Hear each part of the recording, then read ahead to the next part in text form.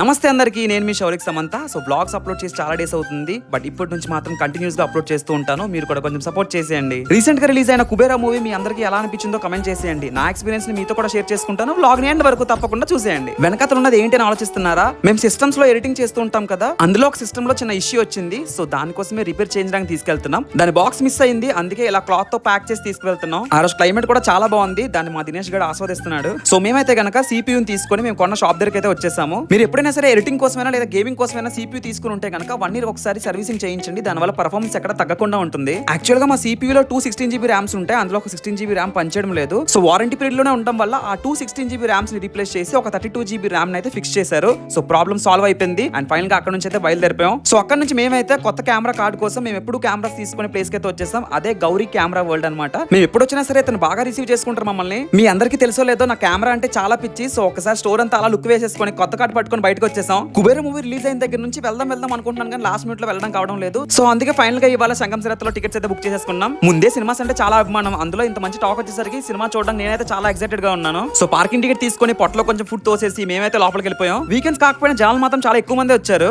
And movie title ఒక సరైన బీజం తో పడగానే అక్కడ నుంచి ఒక డిఫరెంట్ వైబ్ అయితే వచ్చేసింది. అండ్ ధనుష్ గారి ఎంట్రన్స్ సీన్ మాత్రం గూస్ బాంబ్స్ అసలు.